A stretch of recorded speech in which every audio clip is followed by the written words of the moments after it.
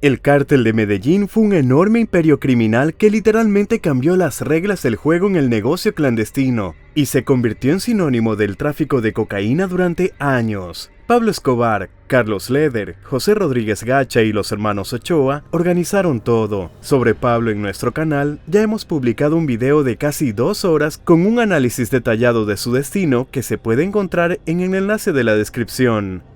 En este video queremos centrarnos más en el resto de los líderes del Cártel de Medellín y contar más sobre cómo funcionaba toda la organización, no solo Escobar.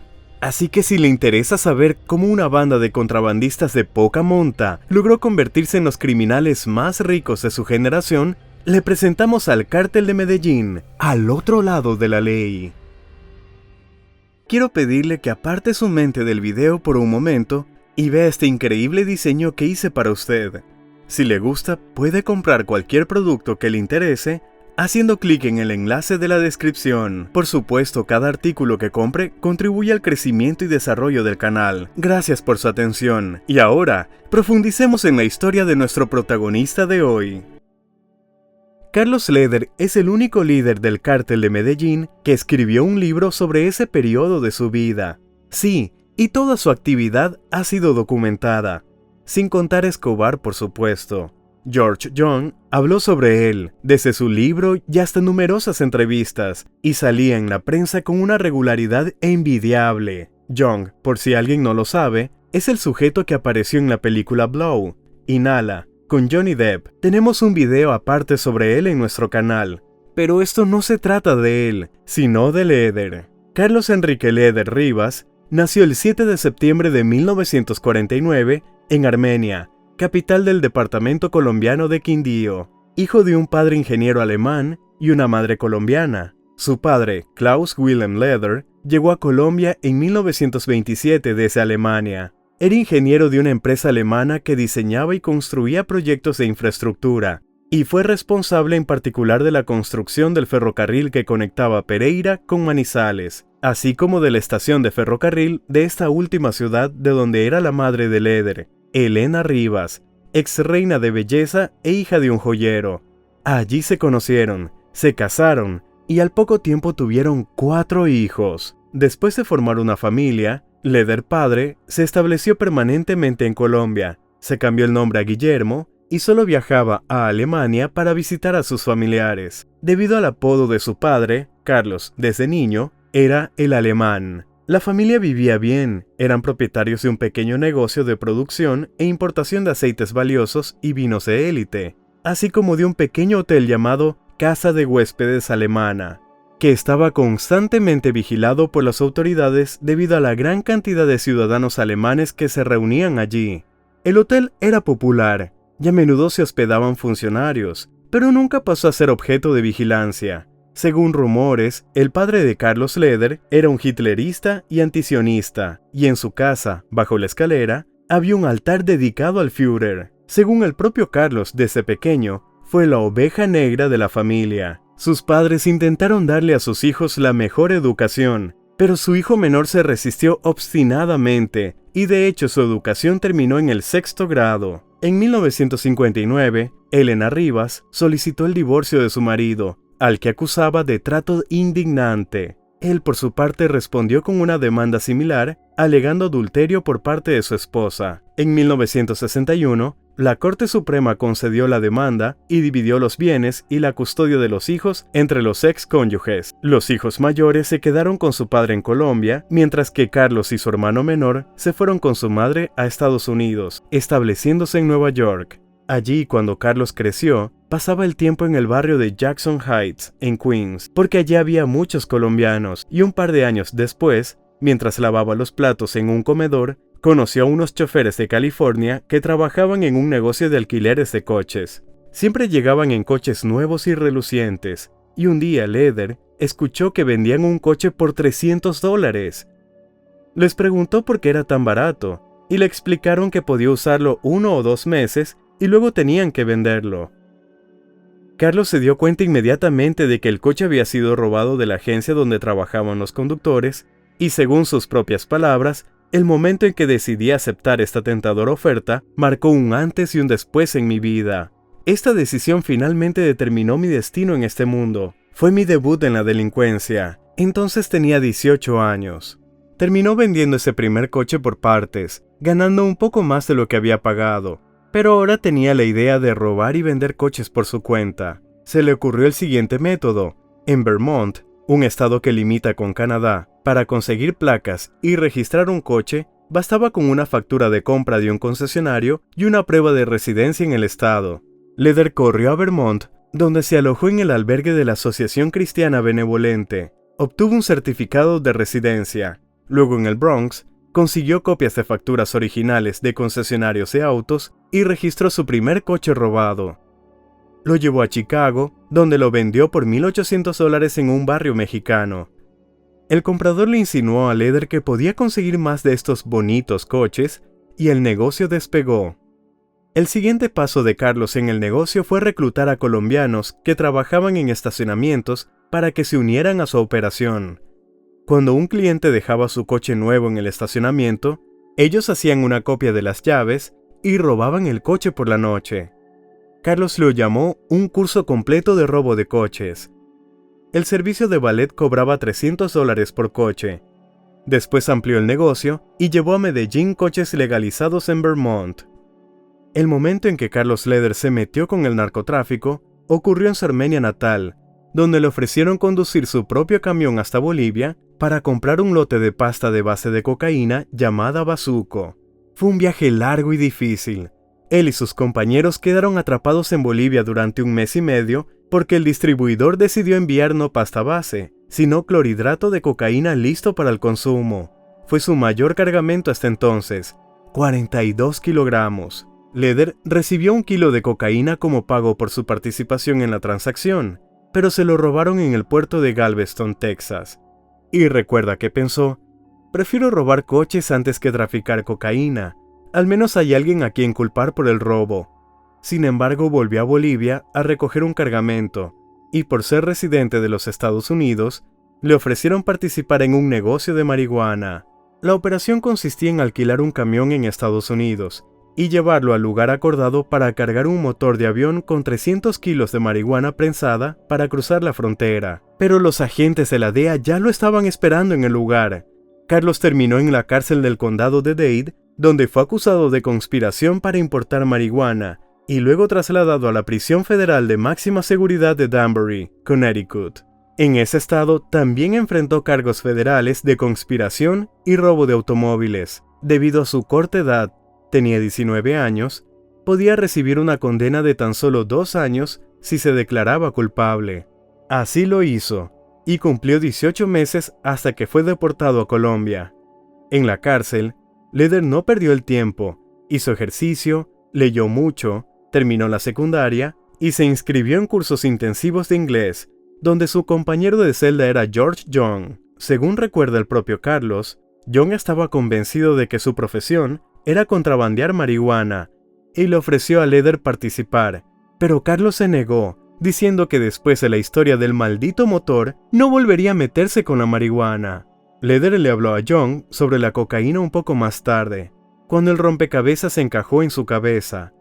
Aquellos cargamentos que traía de Bolivia eran un truco. Por aquel entonces, a principios de los años 70, no era una mercancía popular. Sin embargo, Young contaba historias de lo difícil que era conseguir cocaína en Estados Unidos. La gente parecía estar dispuesta a probarla, pero había poca cocaína y la que había era de mala calidad. Al cabo de un tiempo, empezaron a llegar a Danbury grupo de mulas colombianas en masa que fueron detenidas en la frontera, transportando pequeñas cantidades de cocaína escondida en todos los lugares que se podían esconderla. Maletas de doble fondo, juguetes infantiles, tacones de botas, etc. Incluso había inválidos entre ellos intentando pasar la aduana con un paquete en una prótesis o un bastón para ciegos. Todas las mulas contaban con regocijo que habían nuevas bandas de narcotraficantes exportando cocaína.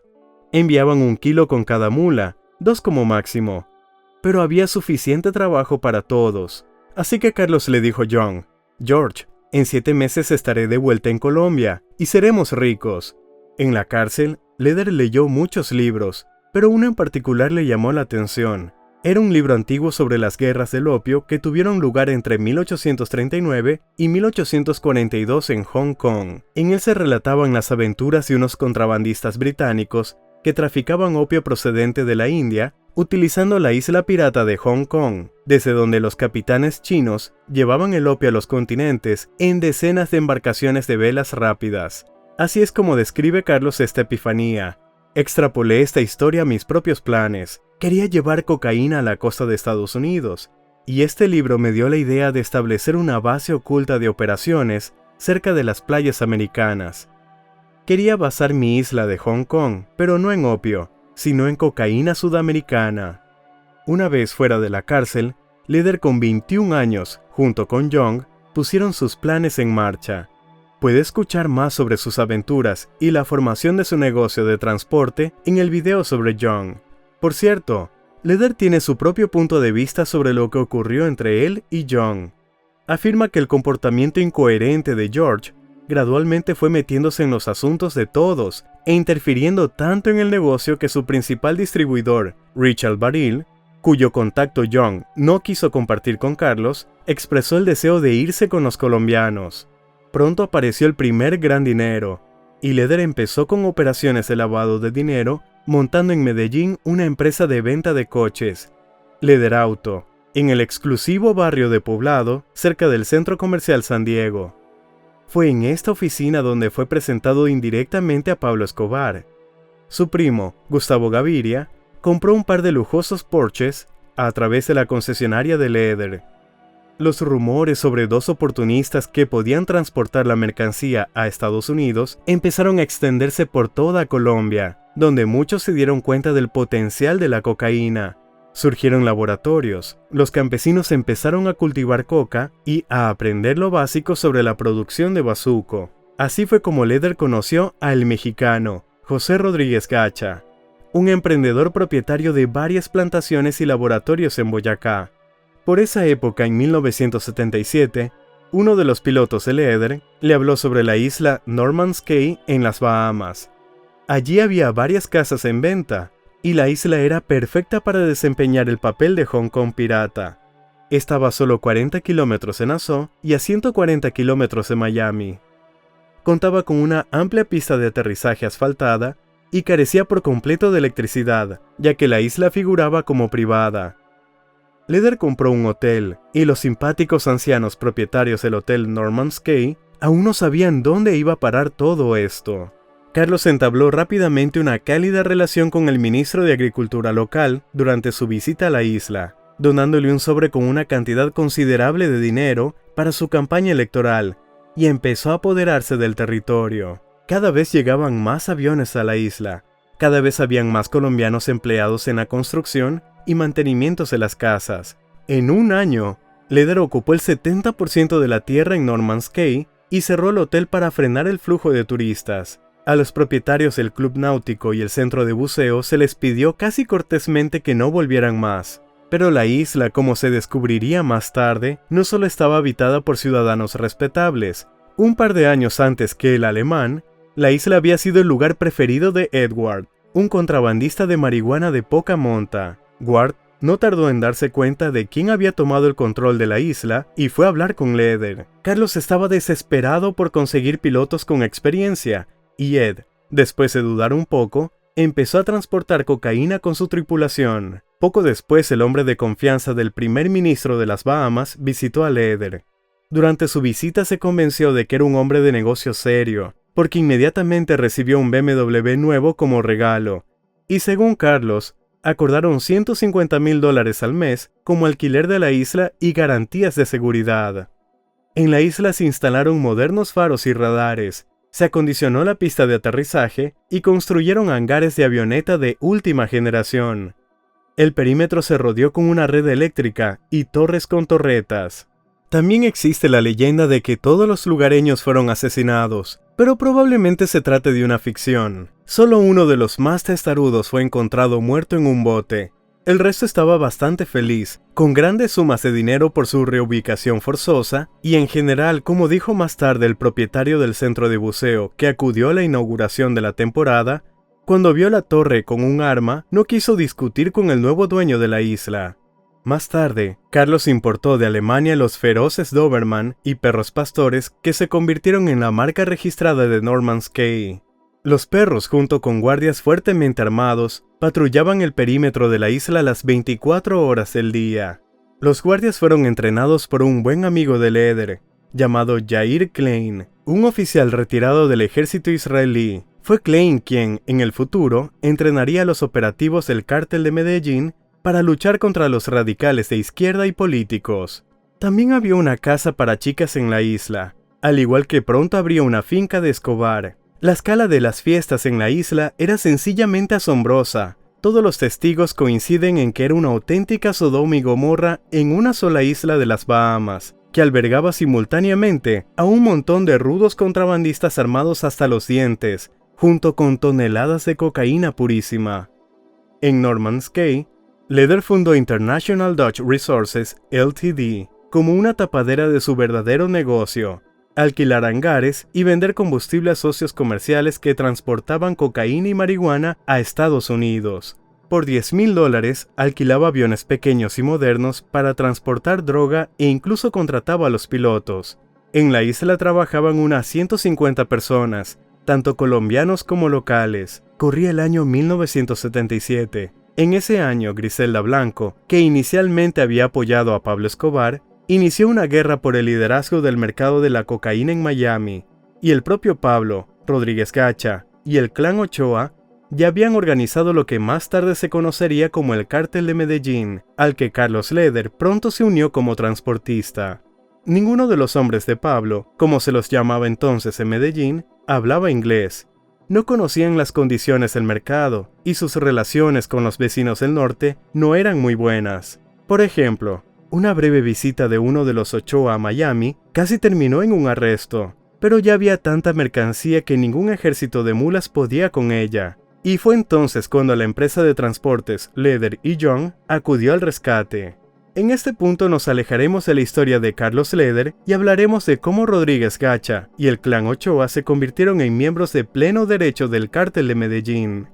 Recordemos que, en 1977, los tres contrabandistas más importantes habían formado una alianza amistosa en Medellín.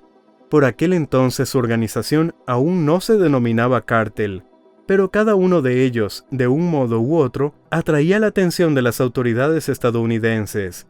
Puede ver nuestro video sobre Pablo Escobar aparte, pero sobre los demás se lo contaremos ahora. Empecemos con Rodríguez Gacha, apodado el Mexicano.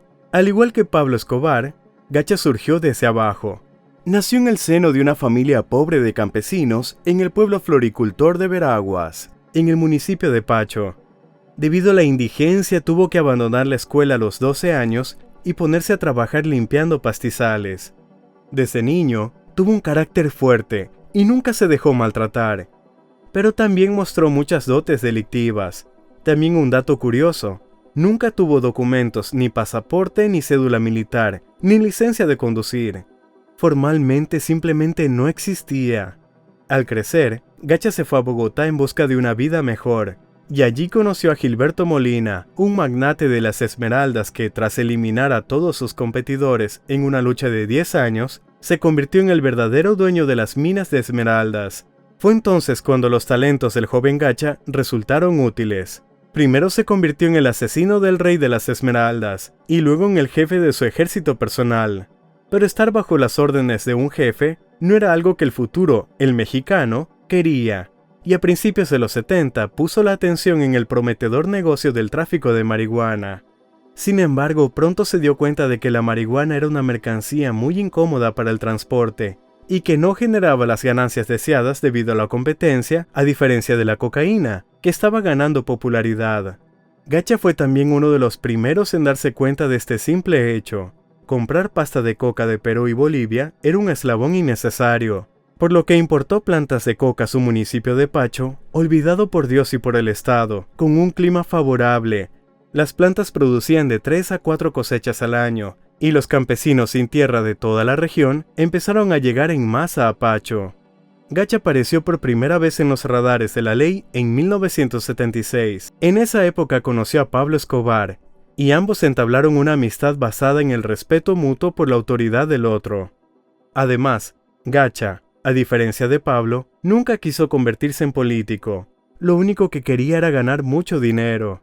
Como dijo el agente de la DEA Baruch Vega, el mexicano siempre fue un objetivo mayor que Pablo, porque era quien tenía la mayor de las plantaciones, así como la facción más grande y organizada del cártel. A finales de los 70, unas 4.000 hectáreas de la selva agreste estaban sembradas con plantas de coca. A finales de los 90, esa cifra superaría las 150.000 hectáreas. El apodo El Mexicano se originó en esa misma época.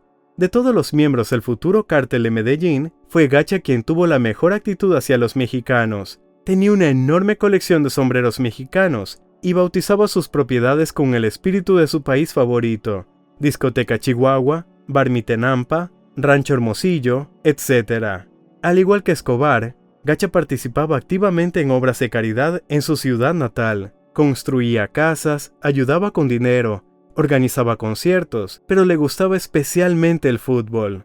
En particular, fue uno de los principales accionistas del Club Millonarios de Bogotá, y muchos notaron que siempre tenía los campos de fútbol mejor cuidados y bonitos. En general, el fútbol colombiano de esa época estaba totalmente patrocinado por los narcotraficantes.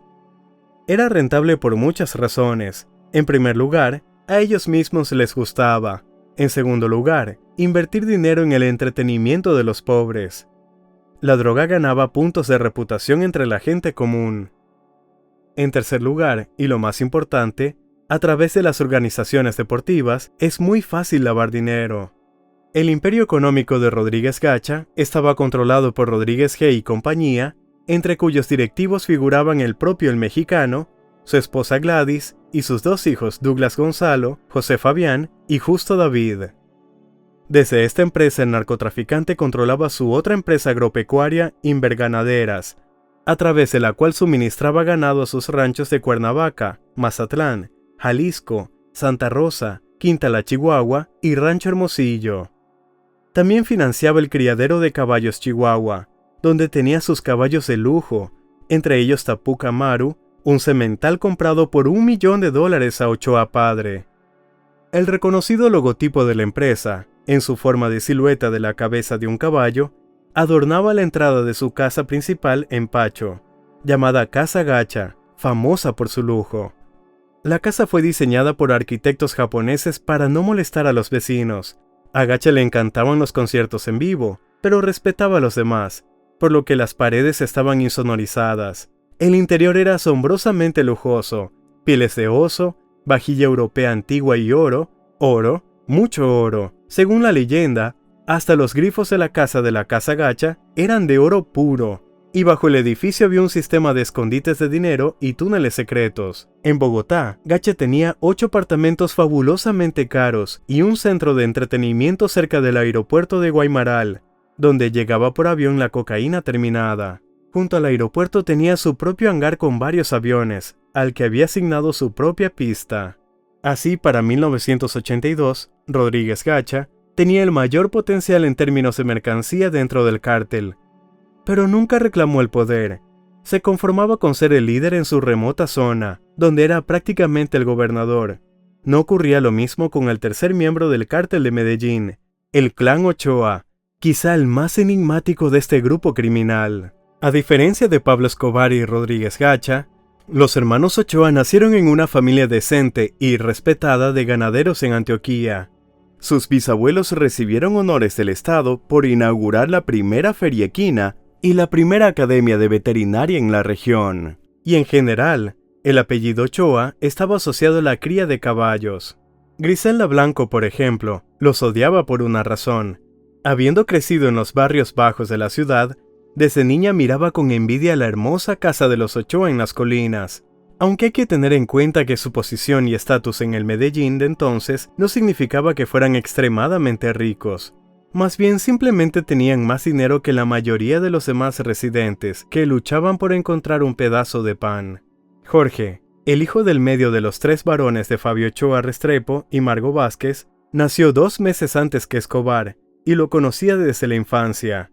El padre de Ochoa, un hombre caricaturescamente obeso, era conocido como el mejor entrenador de caballos de la provincia y había desarrollado una raza nueva y refinada. A mediados de la década de 1960, Fabio abrió un restaurante familiar llamado Margaritas, el mismo nombre de su hacienda en Antioquía. Todos adultos y niños trabajaron arduamente para mantenerlo en funcionamiento. Jorge y sus hermanos, el mediano, Juan David, y el menor, Fabio, así como sus hermanas, pasaban horas cocinando o lavando platos en cuanto llegaban del colegio, hasta el amanecer. Abogados y periodistas comentaban a menudo la infancia supuestamente difícil de Jorge.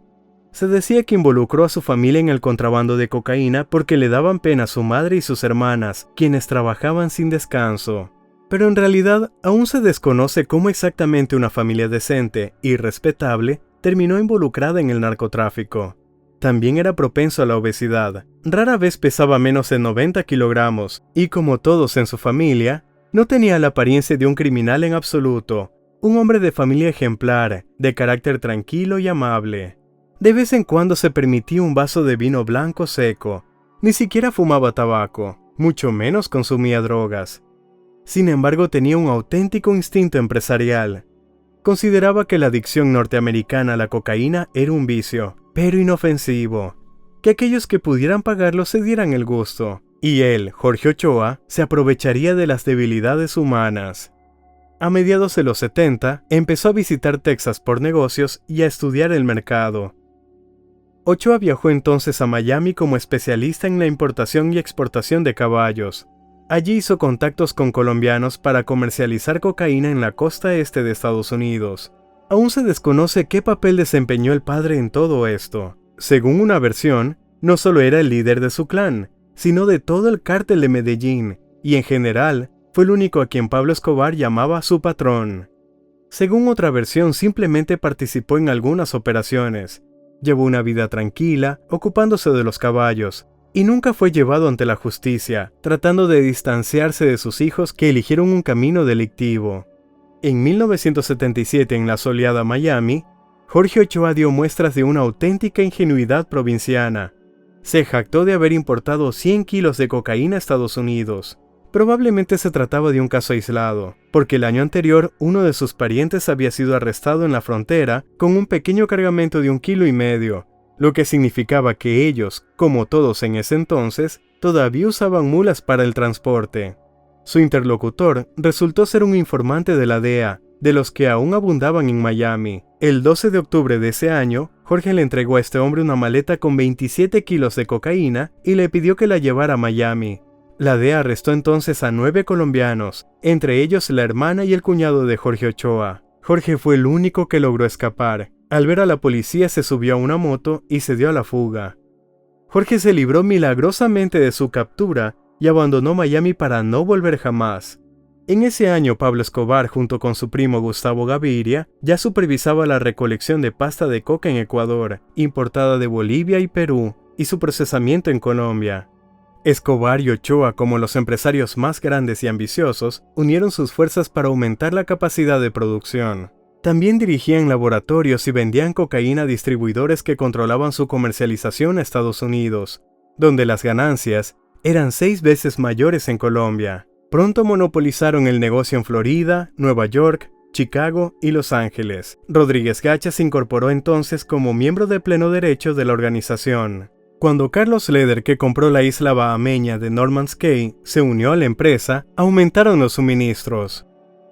A principios de la década de 1980, Escobar creó una especie de oficina central del cártel de Medellín, a la que podían dirigirse los pequeños participantes en el mercado de la droga para vender su mercancía en condiciones favorables. Esta decisión fue un éxito. A los demás productores de la región les resultó sencillamente poco rentable intentar vender su mercancía por su cuenta. Cabe señalar que aquellos que no desafiaban al cártel y aceptaban sus condiciones eran tratados de forma respetuosa y pacífica, y siempre había dinero suficiente para todos. Pero los que intentaban rebelarse contra la expansión del cártel, perdían. Una característica monstruosa de los medellinenses era, y sigue siendo, la venganza. Quienes se interponían en su camino eran aniquilados, hasta el último hombre, aunque no se los encontrara enseguida. Según el esquema establecido en la oficina, los pequeños vendedores cargaban su cocaína en los grandes cargamentos Escobar y Ochoa, y se aseguraban de que nadie eludiera el cártel. Aseguraban los envíos y nunca despachaban un cargamento a menos que tuviera la cantidad adecuada de cocaína en stock para reponerla si el cargamento era incautado. Los agentes de la DEA bautizaron este sistema de seguro como Medellín Lloyds, en referencia a un conocido banquero de la época. Así, al comerciar a través del cártel de Medellín, los pequeños empresarios no arriesgaban prácticamente nada. Además, había otros personajes en el cártel que tenían distintas responsabilidades. Las finanzas y las relaciones comerciales del cártel eran gestionadas por Gustavo Gaviria y Roberto Escobar, hermano mayor de Pablo, que había trabajado en contabilidad durante muchos años. Además, se formó un ala militar como personajes como la Kika, Popeye, XX, el Angelito, el Chopo, el Osito, el Tato y muchos otros. Todos ellos formaban parte de las fuerzas de seguridad del cártel y de los ejércitos de sicarios del cártel, a través de los cuales se establecieron un equilibrio de poder para controlar y dominar el tráfico de drogas. Todos ellos fueron entrenados por Jair Klein, el propietario de la PMC, Hot Ahanit, amigo de Carlos Leder, a quien ya he mencionado. Se informó que a finales de la década de 1980, el cártel contaba con más de 2.000 combatientes entrenados. El sicario más famoso del cártel en esos días era probablemente Popeye, apodado así por su parecido con el personaje de dibujos animados. Como todos los demás, dio su propia versión sobre quién estaba al mando del cártel de Medellín. Según él, era Jorge Ochoa y Pablo Escobar obedecía sus instrucciones. Popeye murió recién en 2020, después de haber vivido una vida agitada. Cumplió 23 años de prisión, tras confesar 257 asesinatos por encargo y haber participado en la planificación de más de 3.000 asesinatos. Además, escribió sus memorias. Tuvo un canal de YouTube e incluso hace unos pocos años volvió a la cárcel después de su liberación por intentar extorsionar a figuras importantes como Jorge Ochoa, quienes anteriormente estuvieron vinculadas al cártel con la esperanza de conseguir dinero. No funcionó y murió bajo custodia en 2020. Menos conocida es una facción militante del cártel de Medellín llamada Los Priscos, liderada por los hermanos Prisco, Armando, Alberto, Eneas, El Negro, José Rodolfo y David Ricardo. En 1980, Ricardo Prisco, alias Chino, fue arrestado y condenado por robo de autos. Tras su puesta en libertad, fue reclutado por el cártel de Medellín por orden de Escobar. En su apogeo, el grupo estaba formado por un centenar de combatientes profesionales. David Ricardo Prisco, al igual que todos los medillenenses, era popular entre la gente de su barrio Aranjuez. Abrió una cuenta en el supermercado para los que no podían comprar alimentos y también pagaba las matrículas universitarias de los niños del barrio. Los hermanos tenían en su casa una estatua de la Santísima Virgen del Carmen y, según cuentan testigos, antes de cada negocio le rezaban juntos. Y hubo muchos negocios. Los Prisco participaban en todas las operaciones importantes del cártel. Se les atribuyen al menos 200 asesinatos políticos por encargo. Sus nombres aparecieron en la prensa tras el asesinato del ministro de Justicia y se vieron obligados a abandonar Medellín. El grupo criminal fue desmantelado gradualmente en 1987 y 1991. En 1991, David Prisco murió el mismo día que su hermano en dos operaciones policiales distintas en Medellín y Río Negro. Para 1982, todo iba sobre ruedas para los medillenenses. Los centros de producción del cártel estaban situados en el sur del país, en los llanos orientales y en los departamentos de Meta y Caquetá. Allí funcionaba uno de los mayores centros de producción y procesamiento de cocaína de ciclo completo del mundo, llamado Tranquilandia, que producía varios cientos de kilogramos al día. No es extrañar que semejante magnitud atrajera la atención de los estadounidenses. Para mantener los precios altos, los medillenenses lanzaban exactamente esa cantidad de producto al mercado para que su precio no bajara y obtenían grandes ganancias. En 1982, un kilo de cocaína en Medellín se compraba por $8,000 y en Miami se vendía por $42,000. Al mismo tiempo, los estadounidenses empezaron a cerrar la ruta de transporte de Bahamas y Norman's Cay. Bajo el liderazgo de Leder, ya no proporcionaba el flujo de tráfico necesario. Los narcotraficantes empezaron a buscar opciones y finalmente encontraron una vía a través de México. Tiene más información en nuestro video sobre el Cártel de Guadalajara. Para los fines de esta historia, mencionemos solo que había tanta cocaína que había suficiente para todos, tanto colombianos como mexicanos. Además, la apertura de canales mexicanos provocó que el mercado se sobresaturara y el precio de kilo cayera, pero más tarde que los eventos descritos. Esto llevaría a la aparición de una nueva droga en las calles de Estados Unidos, el crack, que no solo se convertiría en un verdadero símbolo marginal del gueto norteamericano, sino que también llevaría al cártel de Medellín a obtener ganancias aún más impresionantes. El precio por kilo bajaría, pero abriría un nuevo y vasto mercado. Por cierto, en Colombia, la cocaína no era muy popular en los años 80. En primer lugar, aunque el precio bajara, seguía siendo cara para el colombiano promedio. Y en segundo lugar, los colombianos comenzaron a fumar pasta a base de cocaína, el bazuco, que tenía un efecto adictivo instantáneo y letal. Tanto Carlos Leder como Griselda Blanco fueron víctimas del bazuco.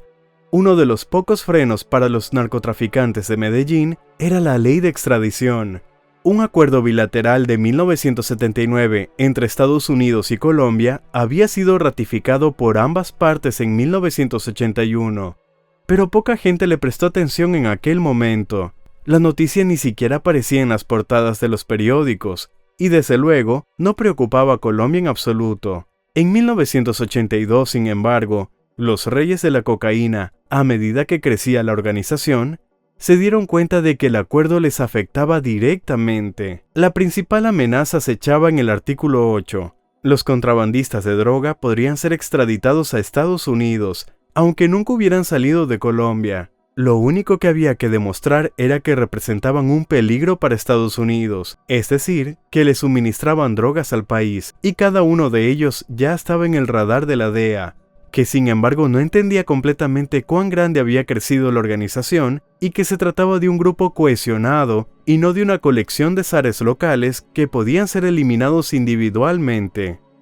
La sección 8 de la ley de extradición significaba que los fiscales estadounidenses podían exigir la extradición de cualquier persona involucrada en el tráfico de drogas. A principios de los 80, tras las batallas en las calles de Miami que pasaron a la historia como las guerras de los vaqueros de la cocaína, los agentes comenzaron a trabajar en Colombia con gran dedicación. La DEA se dio cuenta de que los grandes traficantes temían las cárceles estadounidenses como al fuego, por lo que preferían operar desde la seguridad de Colombia. Poco a poco empezaron a aparecer en los titulares los rostros de los capos de la droga como Carlos Leder, los cuales durante años se habían esforzado por construir una pantalla de integridad. Pero no solo sus vecinos del norte estaban pendientes del creciente poder del cártel. En Colombia, en ese momento, estaba activo el grupo terrorista de izquierda M-19, una de cuyas actividades era el secuestro de ricos empresarios para pedir rescate. El 12 de noviembre de 1981, Marta Nieves Ochoa Vázquez, miembro del clan Ochoa, fue secuestrada cuando salía de la universidad. Para su liberación, el M-19 exigió al cártel $12 millones. Sin embargo, en respuesta, los hermanos Ochoa crearon una unidad armada especial llamada Muerte a Secuestradores, que empezó a exterminar a los rebeldes. Guillermo Elvesio Ruiz, uno de los líderes del M-19 y su familia, fueron algunos de los asesinados por los combatientes del cártel. En febrero de 1982, los rebeldes liberaron a Marta Ochoa, reconociendo así su derrota, e hicieron las paces con el cártel. Como resultado de la guerra, el M-19 fue expulsado del rico y densamente poblado departamento de Antioquia. Esta fue la primera vez, pero no la última, que los medinenses utilizaron fuerzas paramilitares. También en el futuro, el M-19 custodiaba laboratorios y llevaba a cabo asesinatos por encargo para el cártel de Medellín. También en 1981, los reyes colombianos de la cocaína celebraron una cumbre en la costa caribeña, cerca de Barranquilla. Allí se encontraba el rancho de Jorge Ochoa, la Hacienda Veracruz. En el orden del día figuraba una mayor expansión del negocio de la cocaína. El clan Ochoa había acumulado tanta cocaína que buscaba cada vez más formas de enviar la droga al extranjero. Carlos Leder fue el invitado de honor de la reunión. Su posición en Norman's Cay seguía siendo fuerte, pero él, como los demás, se dio cuenta de que la capacidad de la pequeña isla ya no era capaz de satisfacer la creciente demanda del mercado estadounidense. Los traficantes carecían de aviones, pilotos y, lo que era más importante, de nuevas rutas de contrabando. En Veracruz, los jóvenes capos de la droga estrecharon lazos mutuamente beneficiosos y acordaron a través de un amigo en común, Juan Mata Ballesteros, iniciar la cooperación con los mexicanos que hemos mencionado antes. En la reunión, Jorge Ochoa también presentó sus propios planes para organizar nuevas rutas y mercados. En 1980, había instalado un sistema de radionavegación de largo alcance en Acandí, en el noreste de Colombia, cerca de la frontera con Panamá. Este sistema permitía todo tipo de vuelos desde la pista de aterrizaje de la Hacienda Veracruz. Con más de 1,5 kilómetros de longitud, la pista era apta incluso para aviones de carga grandes. Hablaron de los envíos conjuntos de mercancías y de repartirse las tareas para maximizar el control de la red de narcotráfico. El cártel crecía a pasos agigantados, pero no se convirtió en una organización verdaderamente internacional hasta varios años después, cuando Escobar, Gacha y Ochoa cooperaron a una escala sin precedentes y el padrino mexicano Miguel Ángel Félix Gallardo se involucró de lleno en el negocio, y en algunos aspectos incluso los liberó. Tenían que pensar menos en el transporte y más en su propia seguridad. Después de todo, la consolidación de esta alianza en el país vino acompañada de un derramamiento de sangre sin fin. La policía de Medellín no podía detener la violencia y los asesinatos. En 1982, la ciudad se convirtió en el feudo de los reyes de la cocaína. La policía y los políticos aceptaban sobornos y mantenían la boca cerrada. De lo contrario, los esperaba la muerte. La ley plata o ploma funcionó mucho mejor que el tratado de extradición. Los contrabandistas de la vieja escuela no tenían cabida en el nuevo sistema. Salvo contadas excepciones, se dieron pacíficamente a sus puestos. Carecían de la astucia y la voluntad para competir con la nueva generación. La mayoría se retiró, y el resto se acostumbró a una posición subordinada bajo hijos y sobrinos. A un puñado de recalcitrantes se les obligó a ceder o simplemente fue eliminado del camino. Había iniciado una nueva era del narcotráfico. En lugares solitarios, era la manada. Sin embargo, la ciudad estaba repleta de individuos sospechosos que desviaban dinero a diestro y siniestro, por lo que el gasto diario de los reyes de la cocaína, a principios de los años 80, no era especialmente llamativo. El dinero entraba a raudales en la ciudad, y ellos lo gastaban como si fuese una competencia. Al principio era bastante difícil distinguir a los reyes de la droga de otros ricos ociosos. A Pablo Escobar le encantaban las carreras de autos y armaba todo un equipo con equipamiento completo y autos para las competiciones de la ciudad. Rodríguez Gacha se convirtió en el patrón no oficial y principal empleador del nativo Pacho. El clan Ochoa continuó con el viejo negocio de criar caballos y toros de raza, pero a una escala sin precedentes. Los caballos de Ochoa eran admirados por entendidos de todo el mundo, e incluso protagonizaban anuncios europeos. Los Ochoa compraron literalmente todo el nicho de las corridas de toros, tauromaquia, un entretenimiento popular en Colombia. Las pasiones que ardían en este ámbito eran tal que la prensa llegó a referirse a este negocio como el cártel de la tauromaquia de Medellín. Los Ochoa destruyeron físicamente a todos los competidores, a los pacíficos ganaderos de cría de toros de raza, y se hicieron con el monopolio. Hay un caso criminal relacionado con toros de pelea de España, gracias al cual Jorge logró volver a Colombia, pero de eso hablaremos más adelante. Carlos Leder construyó un hotel en Armenia llamado La Posada Alemana. Disponía de 24 lujosas habitaciones de estilo suizo, un restaurante, un centro de conferencias, un club nocturno con mirador, un mini zoológico con leones y una bodega de vinos con una colección de bebidas finas de todo el mundo. Frente al hotel había un monumento a John Lennon desnudo, y tocarlo se consideraba un buen augurio entre los contrabandistas. Leder compró casas residenciales, edificios de instituciones estatales y empresas privadas en su Armenia natal, lo que provocó que aumentara los precios de la tierra. A menudo se lo veía paseando con casco y botas de caballero, y su mano a menudo estaba levantada en señal de saludo nazi. Leder también se interesó por el mundo editorial. Tuvo su propio periódico de gran tirada llamado Quindio Libre. Se imprimía en tinta verde y proclamaba una civilización de la marihuana con un toque de nazismo. Pablo Escobar, por cierto, no apreciaba mucho a Leder por su ya evidente adicción a fumar bazuco. Además, Leder decía tonterías a cada paso. A veces gritaba consignas fascistas, otras veces se jactaba de haber donado mucho dinero al Partido Liberal para apoyar a un candidato presidencial. De este modo vinculaba públicamente su nombre y el de sus compañeros contrabandistas al sistema político colombiano, razón por la cual ocupaba los titulares con más frecuencia. Por supuesto, el cártel buscaba influir en las altas esferas del poder, pero solo Leder se jactaba de ello llamando la atención. Escobar lo llamaba bocón, que significa gran boca, pero sus conexiones y contactos seguían siendo importantes para la organización. Leder, por supuesto, se comportaba imprudentemente, pero el propio Escobar superó a todos y a todo.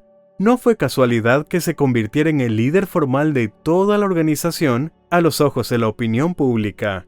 En las elecciones de 1982, Escobar realizó un acto increíblemente audaz al estilo de la Hermandad corre hacia el poder. Pasó oficialmente al Congreso colombiano desde el distrito de Envigado como suplente.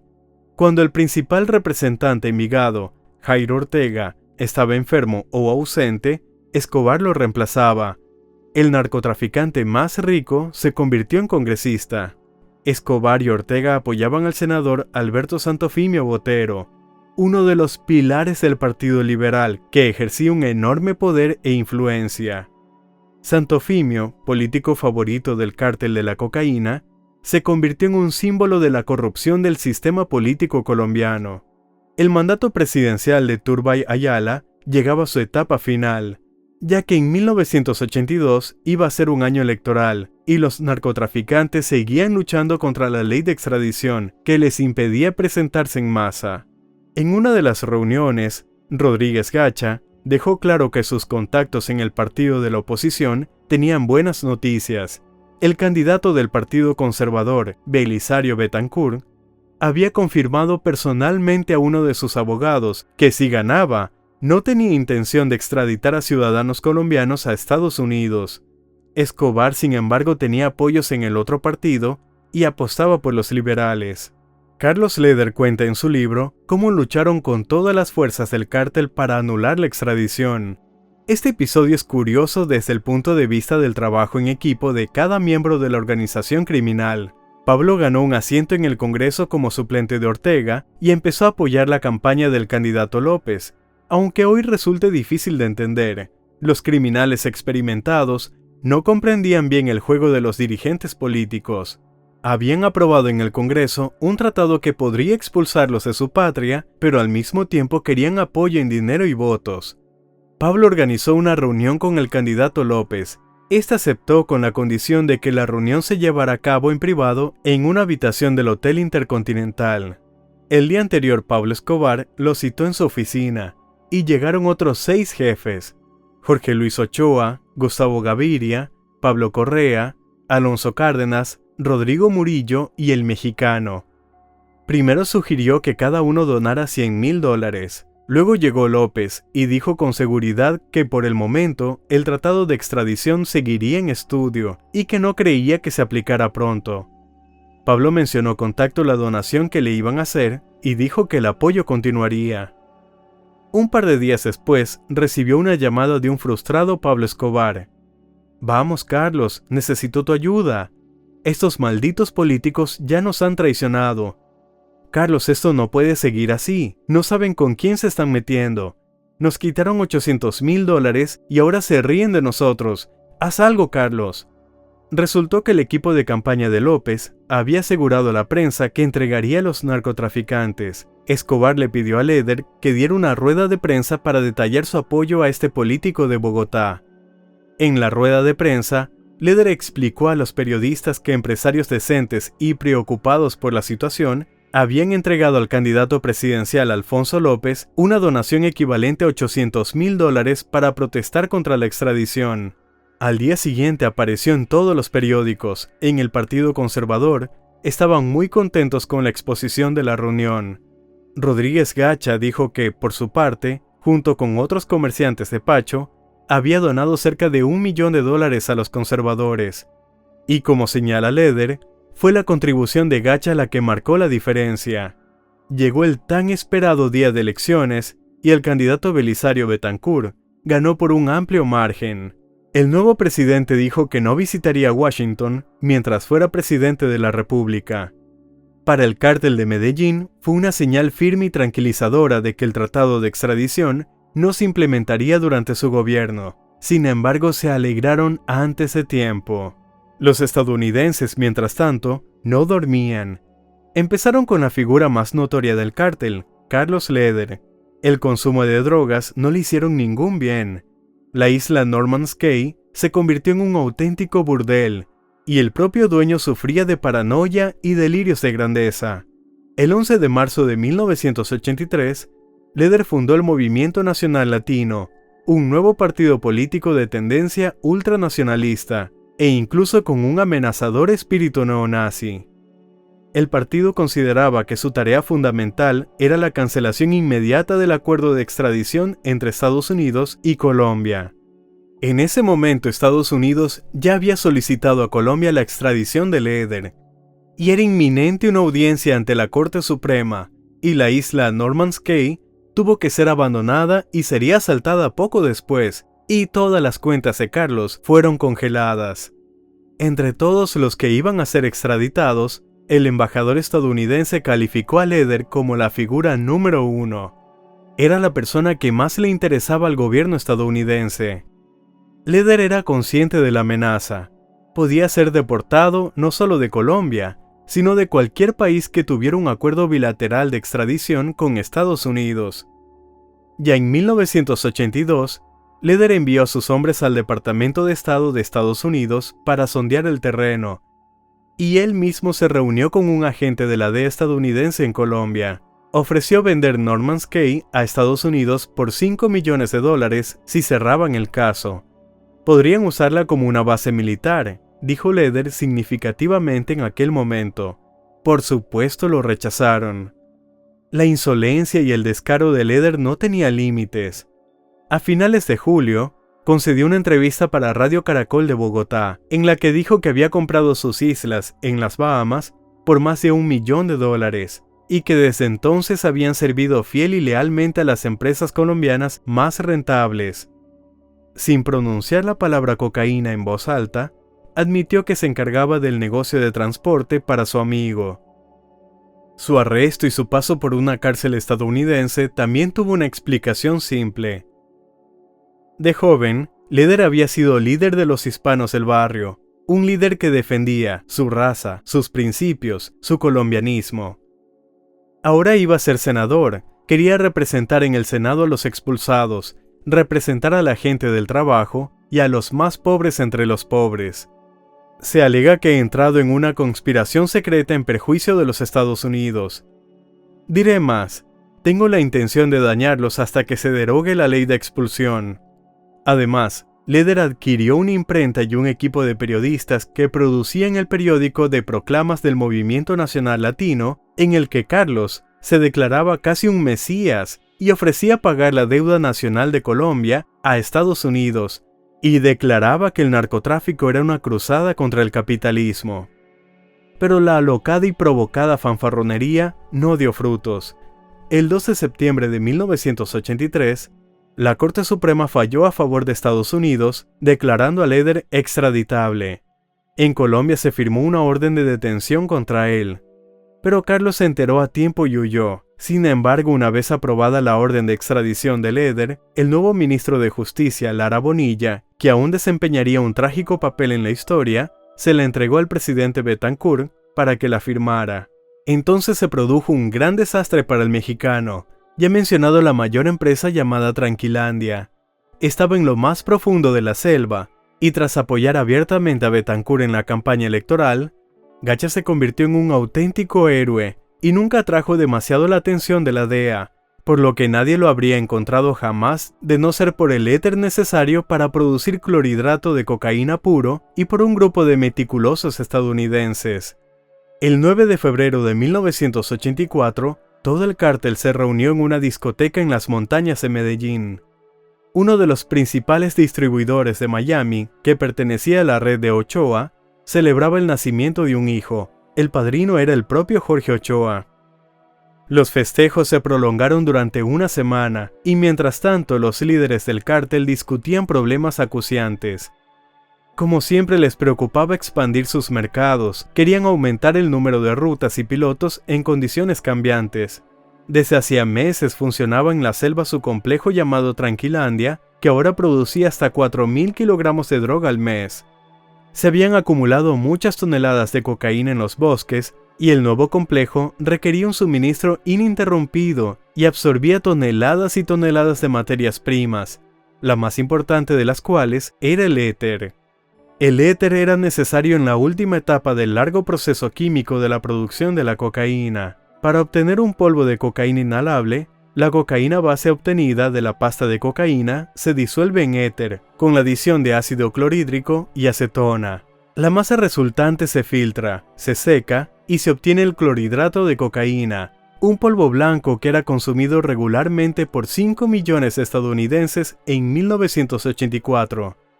Se necesitan 17 litros de éter para producir 1 kilogramo de cocaína. El éter no se producía en Colombia, al menos no en las cantidades que necesitaban los traficantes, por lo que importaban del extranjero. Al descubrir este simple hecho, los estadounidenses empezaron a monitorear el flujo de éter importado a Colombia, pensando sensatamente que una prohibición de la importación de éter golpearía muy duro a los productores. Entonces acudieron a un comprador legal de éter, que compraba el doble de éter del que se utilizaba legalmente en toda Colombia en un año, y colocaron en 2 barriles del cargamento dispositivos de radioseñal del tamaño de un paquete de cigarrillos, junto con una potente fuente de energía diseñada para durar mucho tiempo. Un doble fondo separaba toda esta estructura de las ondas de radio. La primera señal provino de New Orleans, desde donde los barriles viajaron a las afueras de Barranquilla, directamente a la famosa hacienda Veracruz, situada en los vastos dominios del clan Ochoa.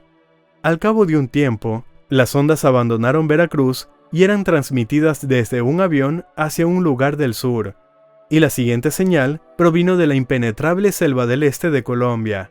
Ese era el destino. Un equipo de extracción de 42 hombres llevó a cabo la operación, y lograron tomar a los narcotraficantes por sorpresa. No opusieron resistencia. A medida que avanzaban, se revelaban más y más actividades del cártel de Medellín. No solo se encontró un laboratorio principal, sino una verdadera fábrica con un ciclo completo de producción de cocaína. Alimentaba y vestía a un centenar de personas. Había generadores, duchas, lavadoras y secadoras. No muy lejos de la pista de aterrizaje, la policía contó 305 tambores de acetona, 363 de éter, 482 bidones de gasolina roja, 133 bidones de combustible para aviones. En resumen, una enorme cantidad de materias primas. Pronto quedó claro para qué servían. Según un registro de vuelos abandonado junto a la pista, entre diciembre de 1983 y febrero de 1984, este aeropuerto improvisado recibió 15.539 toneladas de pasta y base de cocaína. Luego descubrieron la cocaína, 2 toneladas de cocaína en diversos estados de agregación. Pronto llegaron los periodistas, y la televisión colombiana transmitió a los militares y a gran parte de los corresponsales del país inspeccionando el mayor cargamento de cocaína de la historia. Nunca antes habían visto tanta droga. Fue entonces cuando se filtró el nombre del campamento, Tranquilandia. Al lado estaba Cocalandia, e incluso Cocalandia 2, que estaba en construcción. Cada uno de los campamentos pertenecía probablemente a jefes diferentes. También se descubrió un cargamento guerrillero de las Fuerzas Armadas Revolucionarias de Colombia. Al parecer, los guerrilleros vigilaban la producción de cocaína. En medio mes, 13.8 toneladas de cocaína fueron destruidas, y con ellas, 14 laboratorios y campamentos, 7 aviones y 11.800 barriles de éter y otros productos químicos. Las autoridades colombianas calcularon que en 2 años, estos laboratorios habían generado $12.000 millones en ingresos netos para los capos de la cocaína. Los campamentos destruidos, junto con la cocaína incinerada, generaron una pérdida 10 veces menor. Después del operativo, la DEA y las autoridades colombianas se dieron cuenta de que el cártel de Medellín ya no recogía envíos extraoficialmente de pequeños laboratorios caseros. La existencia de Tranquilandia representó un desafío para el gobierno. Si había sido posible construir una fábrica, no iba a ser la única. Quizás ya había decenas o cientos de ellos. Es más, los hechos apuntaban a que todo pertenecía a los miembros del cártel de Medellín. La pista de aterrizaje en Rancho Veracruz conducía directamente al clan Ochoa, pero la mayor revelación fue la implicación de Gonzalo Rodríguez Gacha en el negocio. Resultó ser copropietario de los laboratorios hallados en la selva. Así lo indicaba un avión estrellado encontrado en una de las pistas de aterrizaje de la selva. El propietario del avión era Justo Pastor Rodríguez Gacha, el hermano del mexicano. La siguiente señal provino del pueblo de Leticia, donde circulaba el rumor de que Rodríguez Gacha había quedado completamente en bancarrota como consecuencia del operativo de Tranquilandia. Resultó que ya a mediados de diciembre de 1983 había empezado a trasladar pasta y base de cocaína de Perú a Tranquilandia y había invertido enormes sumas de dinero en laboratorios. El colapso financiero de Rodríguez Gacha confirmó claramente que era socio del cártel de Medellín. Así fue como toda la cúpula de la organización criminal pasó a estar en la mira de todas las fuerzas del orden. En vísperas del operativo, el precio de 1 kilogramo de cocaína en Miami costaba $14.000 al por mayor. Después del operativo, el precio se disparó instantáneamente, revelando una escasez de cocaína por primera vez en 3 años. Los agentes antidrogas estaban optimistas. La redada había causado un daño innegable al cártel, pero la historia no acaba ahí. Lara Bonilla, la ministra de Justicia, atacaba insistentemente al aspirante a congresista Pablo Escobar en el ámbito político y este respondía. Hasta ese momento, dentro de lo razonable, el resultado de su encarnizado debate en el ámbito jurídico fue la salida de Pablo Escobar del mundo de la política a principios de 1984. Fue el principio del fin. Primero Tranquilandia y la retirada definitiva de todo el cártel de Medellín, luego la revocación de la inmunidad parlamentaria de Pablo, la constante exposición de Carlos Leder en la prensa y su confesión casi abierta del tráfico de cocaína. La hermosa fachada que los medillenenses habían tardado tanto en construir fue desmontada, dejando al descubierto su verdadera naturaleza despiadada. El derramamiento de sangre en las calles colombianas no se hizo esperar. El 30 de abril, Lara Bonilla fue asesinado en su coche cuando regresaba a casa. En el crimen participaron varios sicarios de los que solo sobrevivió uno. La cadena de contratación de estos sicarios era tan larga que no era descabellado investigar y atrapar a los culpables. Así, tanto Leder como Ochoa eran sospechosos, pero al final probablemente fue una decisión impulsiva de Pablo Escobar, frustrado por su fracaso en la participación en los niveles más importantes de la política, quien activó una red de varios sicarios al servicio del cártel. La guerra entre narcotraficantes y políticos empezó aquella noche del 30 de abril de 1984. El presidente Belisario Betancur ordenó una implacable represión tanto contra los jefes del cártel de Medellín como contra sus enemigos, el cártel de Cali. Inmediatamente se hizo pública la decisión de invocar el tratado de extradición. Esa misma noche los criminales huyeron de Colombia y llegaron a Panamá, con Carlos Leder y su cómplice, el enigmático líder panameño Manuel Noriega, que había estado directamente involucrado en sus negocios desde 1982, proporcionándoles un punto estratégico para el transporte. Noriega acogió a los exiliados bajo su protección. Les proporcionó guardaespaldas y consejos útiles. Ochoa alquiló una casa cerca del Hotel Marriott. Escobar se alojó en los hoteles Valle y Bambito o en la taberna Celebration. Solo el escondite de Escobar costó $1 millón, dinero que fue a parar al bolsillo de Noriega.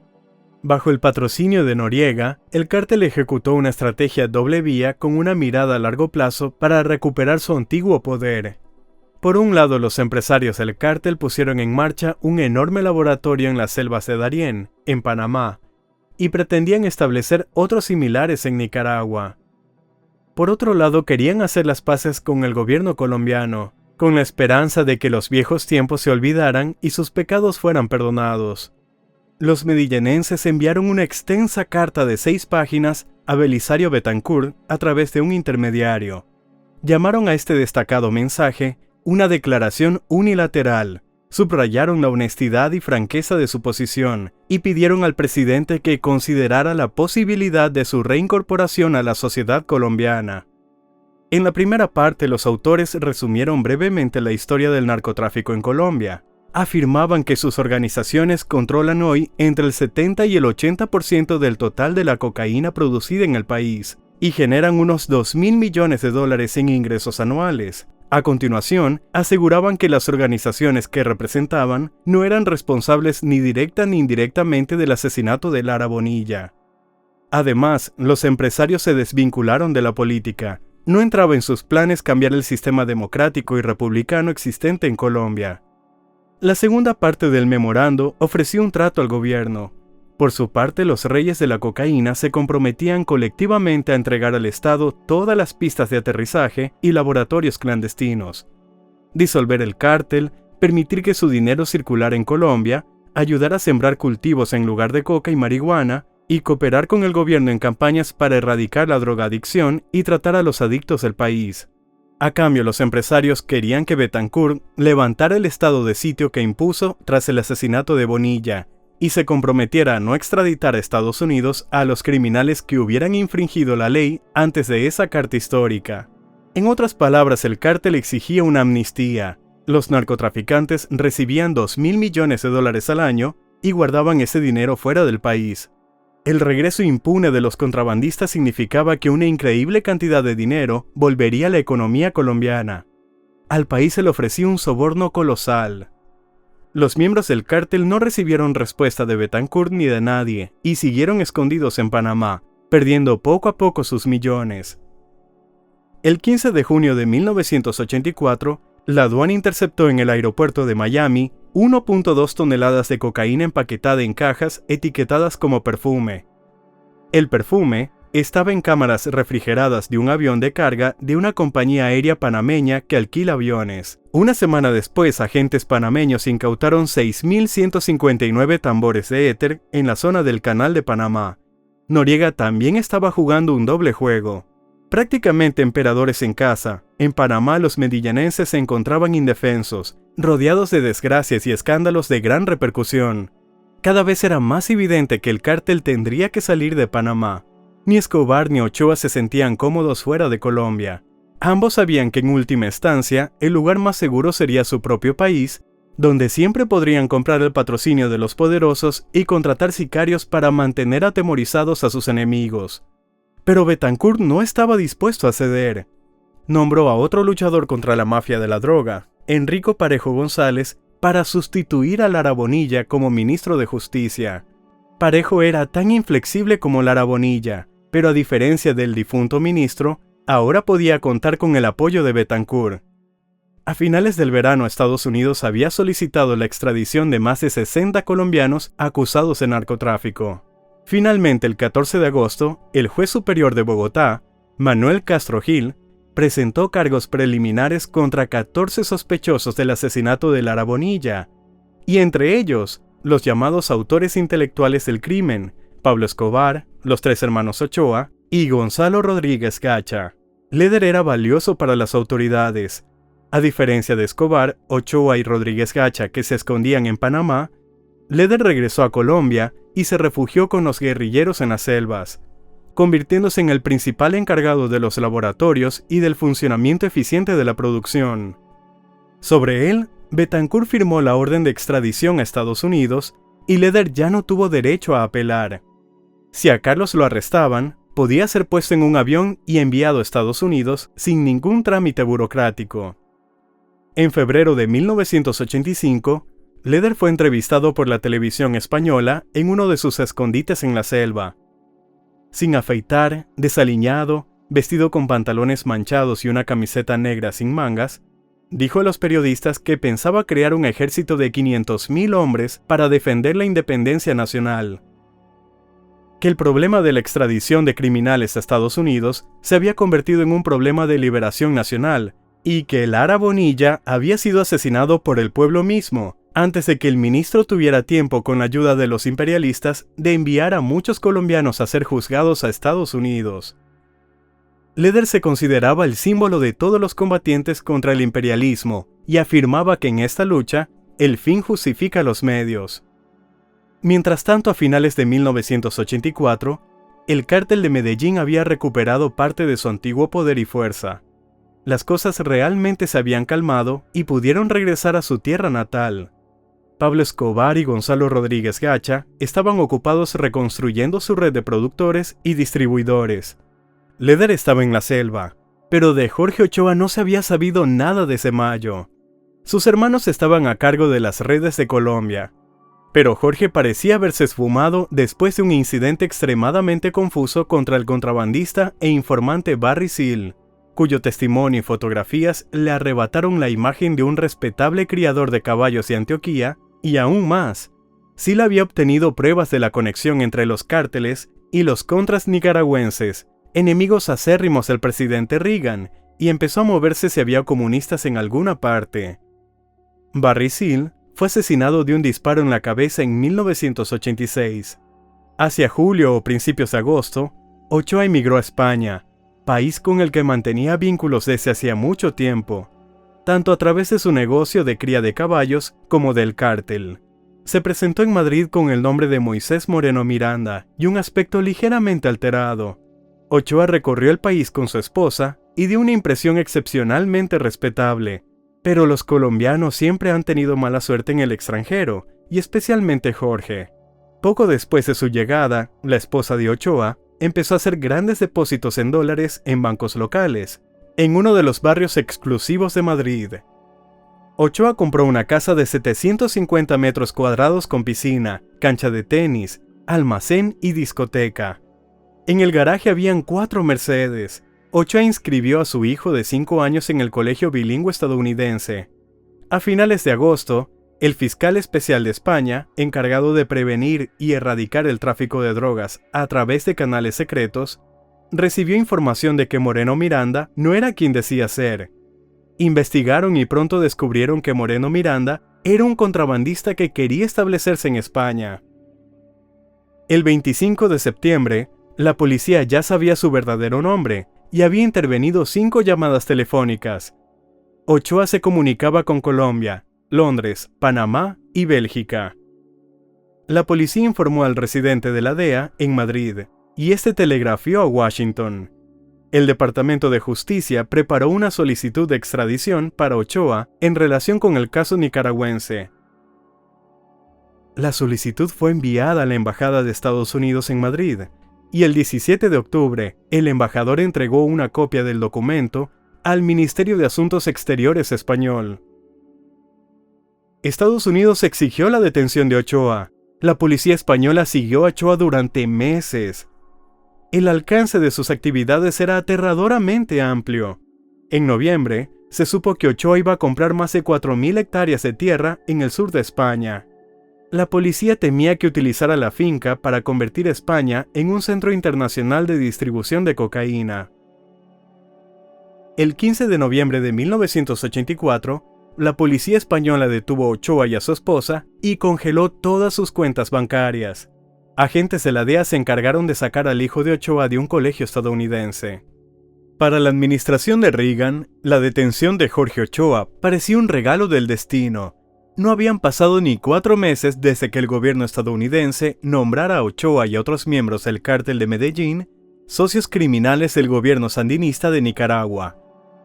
ahora se presentaba una excelente oportunidad para llevar a Ochoa a Estados Unidos para ser juzgado. Los españoles estaban ansiosos por recibirlos.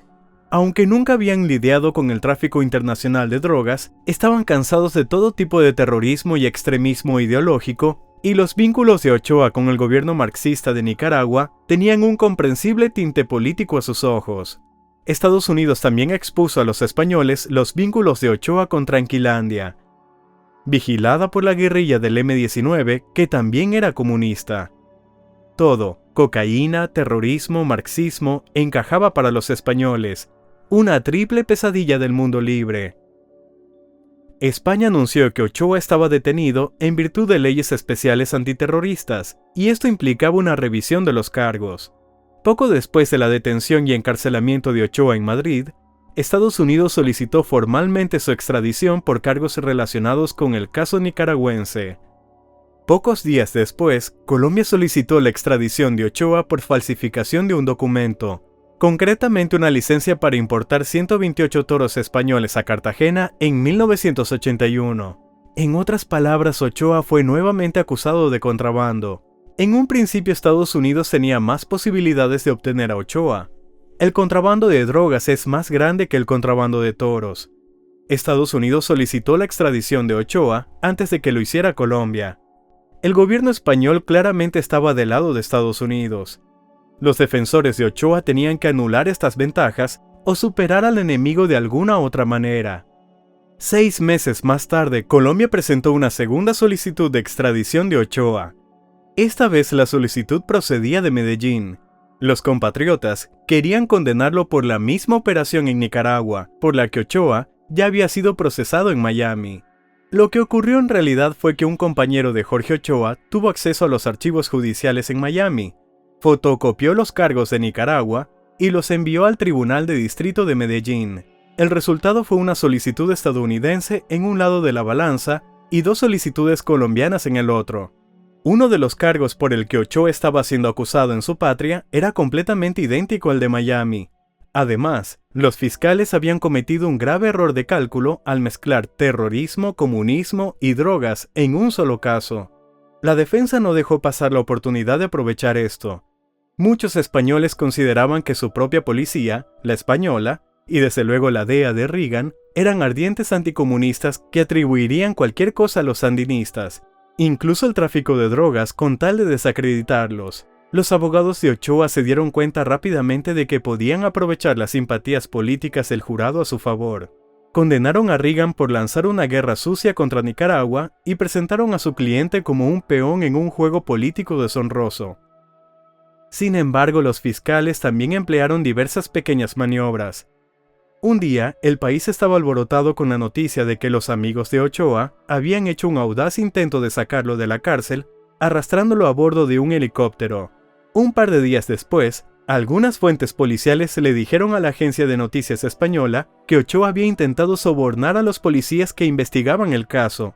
En esta historia, Ochoa aparecía como el virrey del negocio mundial de la cocaína, el segundo hombre después de Escobar, lo que nos convence una vez más de que no se sabe quién era realmente el jefe del cártel de Medellín. El caso de Ochoa se juzgó en la Sala de lo Penal de la Audiencia Nacional de España. El tribunal estudió el material presentado durante casi 9 meses. Ochoa se declaró culpable de importar ilegalmente toros a Colombia, pero negó categóricamente su implicación en el contrabando de drogas, y dijo que por los cargos de narcotráfico no se sentaría en el banquillo de los acusados ni en Colombia ni en Estados Unidos. Los abogados defensores de Ochoa insistieron persistentemente en el trasfondo político de los cargos y trataron de desacreditar la demanda estadounidense. Argumentaron que la acusación era ridícula porque se basaba en el testimonio de Barry Seal, un notorio criminal y mentiroso. De hecho, Seal era el principal y único testigo de la fiscalía.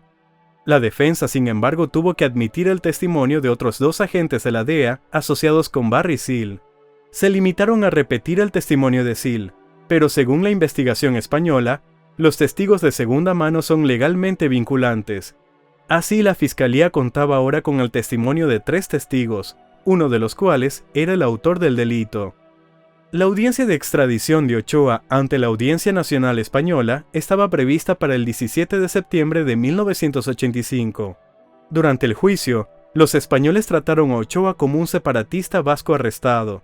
Se lo consideraba un criminal particularmente peligroso con amigos particularmente peligrosos. Probablemente había buenas razones para ello.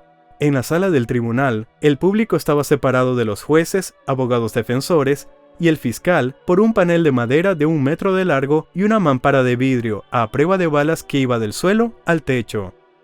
Esto generalmente desalentaba a los activistas políticos de disparar o lanzar granadas durante las sesiones judiciales. 3 jueces vigilaban la sala desde un estrado de madera. El acusado se sentaba frente a ellos en un banco bajo de espaldas al vidrio que dividía la sala. El día del juicio la galería estaba llena de colombianos, entre ellos miembros de la familia Ochoa. Al principio había ruido y un vago descontento en el ambiente. Pero en cuanto salieron los jueces, la multitud se calmó. Ochoa, vestido con un traje oscuro, se sentó tranquilamente entre 2 policías con boina. Había adelgazado mucho y no tenía mal aspecto. Su cabello pulcramente recortado. Se suponía que él era un joven y exitoso empresario ganadero colombiano. La audiencia duró unas 3 horas. Tras el cierre de la sesión, los jueces deliberaron durante una semana. El 24 de septiembre tomaron una decisión. La demanda estadounidense fue desestimada por unanimidad, 3-0, porque era políticamente motivada. Ochoa debía ir a Colombia y ser juzgado por la importación de toros. Los abogados de Ochoa ganaron jugando la carta del antiimperialismo, desacreditando a Sil y mostrando disposición a entregar a su cliente a Colombia.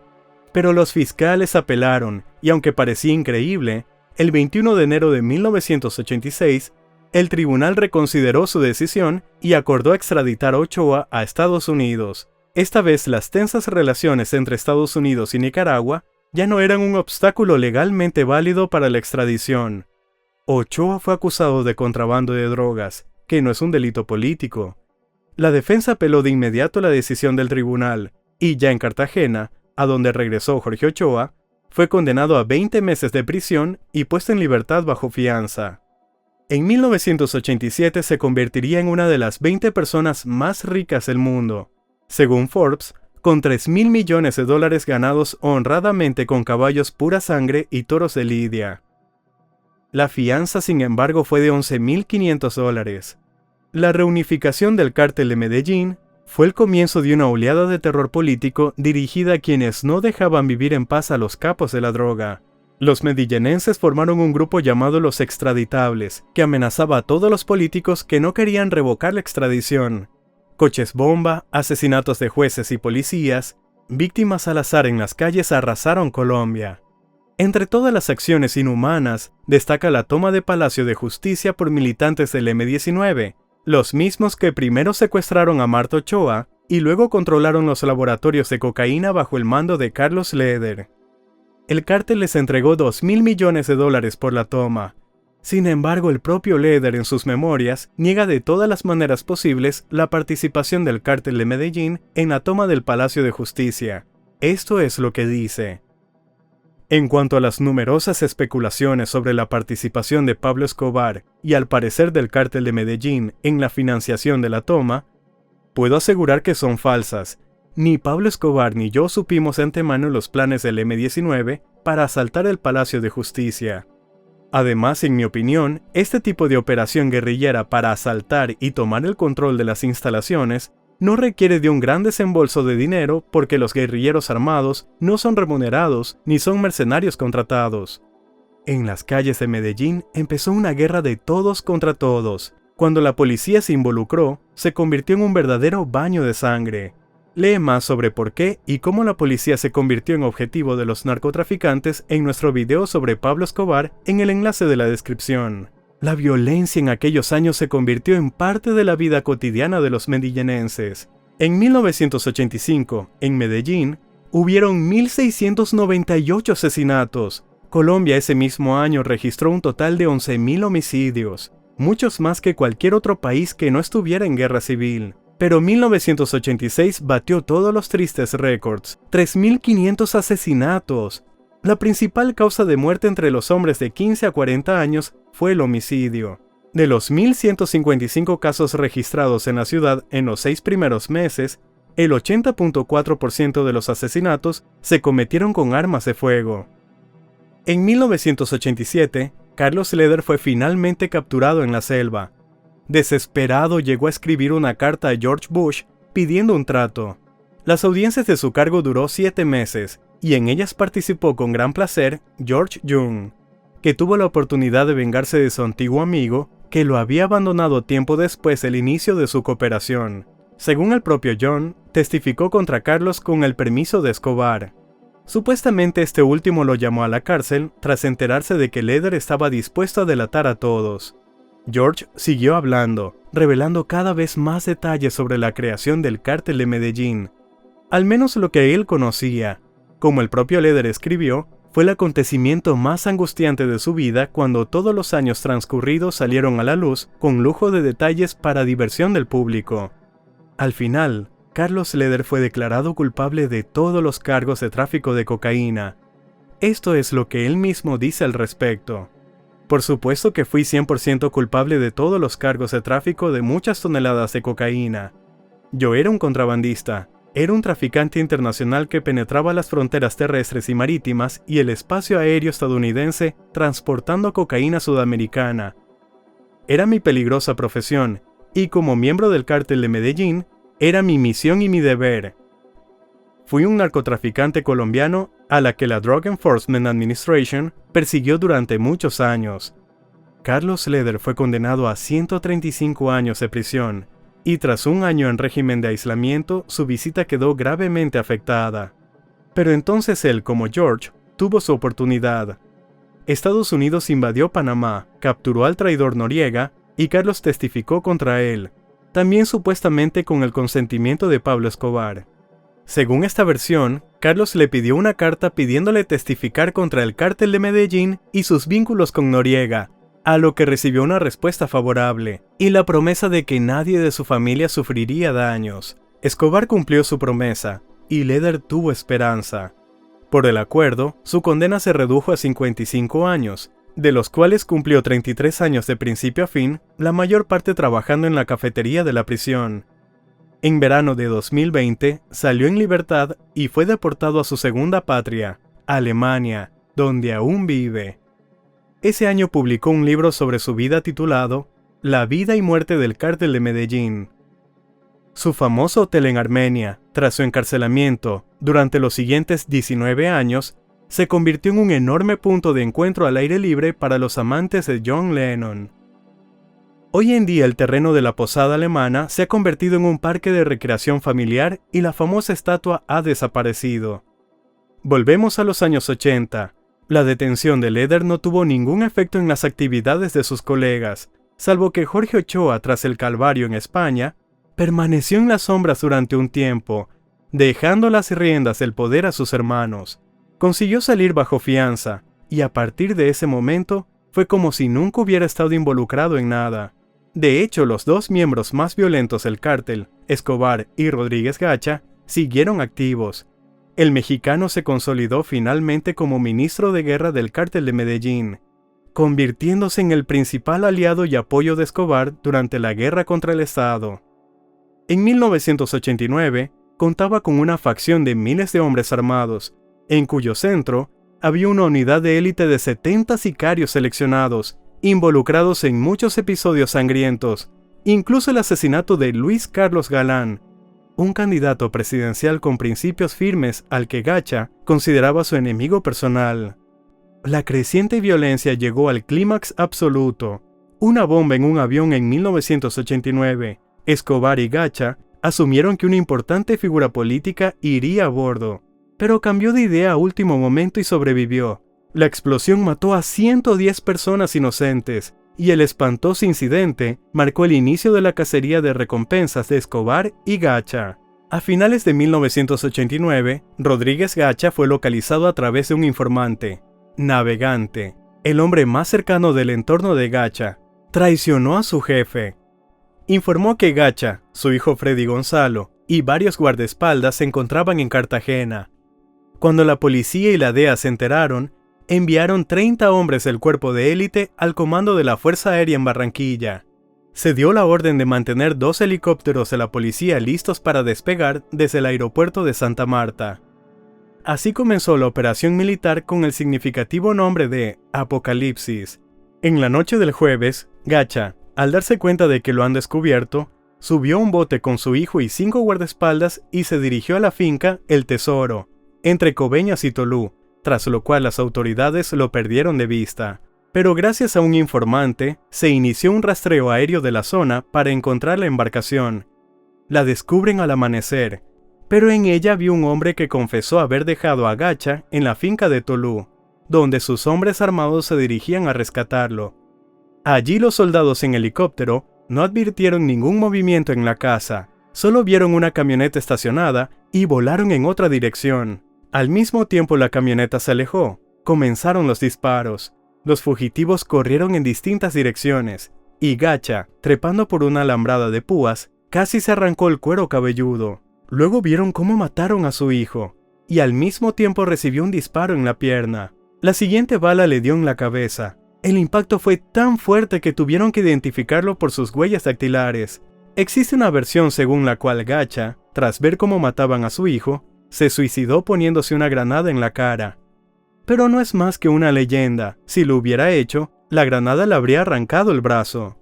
Al funeral de Gacha acudieron varios miles de personas de su municipio natal, Pacho. Pero el cariño del pueblo no impidió que los lugareños saquearan su hacienda, Casa Gacha, de la que se llevaron absolutamente todo, e incluso hicieron explotar piscinas en busca de tesoros ocultos. En la actualidad, China compró este aún sólido edificio para abrir una de las embajadas más grandes de América Latina. La otra hacienda saqueada del mexicano, Cuernavaca, alberga hoy un refugio canino, y la directora del refugio cuenta que, tras la caída de Gacha, grupos de personas excavaron en los alrededores en busca de millones enterrados, pero nunca nadie encontró nada. Tras la muerte de Gacha, Escobar se convirtió en el principal y, de hecho, único objetivo de todas las agencias de inteligencia. Con su muerte en 1993, el cártel de Medellín pasó al olvido, dejando tras de sí poderosas redes de distribución de droga y un mar de sangre, pasando a la historia como los iniciadores del contrabando masivo de cocaína. Resta contar cómo fue del clan Ochoa, que en cierto modo siempre se mantuvo en la sombra. Sobre Fabio Ochoa padre, el patriarca del clan, ya he hablado al principio. Ya fuera un padre infeliz o un jefe en las sombras del cártel, vivió una vida larga y tranquila. Nunca fue llevado a juicio y murió en 2002 a la edad de 88 años. En septiembre de 1990, el nuevo presidente de Colombia, César Gavirio Trujillo, ofreció a los acorralados líderes del cártel de la droga entregarse a la policía local, prometiendo no extraditarlos a Estados Unidos. En 1991, los 3 hermanos Ochoa se entregaron y, tras cumplir 6 años de condena, fueron puestos en libertad. Juan David y Jorge Luis se establecieron en Medellín y nunca volvieron a ser procesados, convirtiéndose en empresarios respetables como su padre. Juan David murió en 2013 de un repentino ataque al corazón, pero Jorge Luis sigue vivo, aunque tiene pendiente un proceso judicial por un testimonio que dio mientras estuvo en prisión relacionado con el cártel de Popeye. Pero el hermano menor Fabio, tras salir de prisión, no perdió la esperanza de convertirse en un capo del narcotráfico, y comenzó a cooperar con el Chapo y el cártel de Sinaloa como asesor a cambio de una participación. Compartió rutas y métodos de trabajo, participando plenamente en la vida de los mexicanos. Pero como ya sucedió con el cubano Alberto Falcón descrito en el video sobre el cártel de Guadalajara, los mexicanos siempre delatan a los que no son mexicanos, por muy destacado narcotraficante que sea. En 2001, Fabio fue capturado con otros 41 mexicanos en Miami durante la Operación Milenio, cada uno de los cuales testificó en su contra para reducir sus sentencias. El menor de los Ochoa fue condenado a 30 años de prisión. En la cárcel, descubrió muchos talentos. Por ejemplo, está trabajando en el desarrollo de energía a partir de las olas del mar, y ha escrito un libro de divulgación científica de 250 páginas que nadie quiere publicar todavía. La fecha estimada de liberación de Fabio Ochoa era el 14 de septiembre de 2024, si ese verano se aprobaba otra petición de libertad condicional. Fue puesto en libertad a los 66 años el 23 de diciembre de 2024 y regresó a Colombia. Después de la destrucción del cártel de Medellín, el cártel de Cali tomó su lugar en Colombia. Pero ese es un tema para otro video.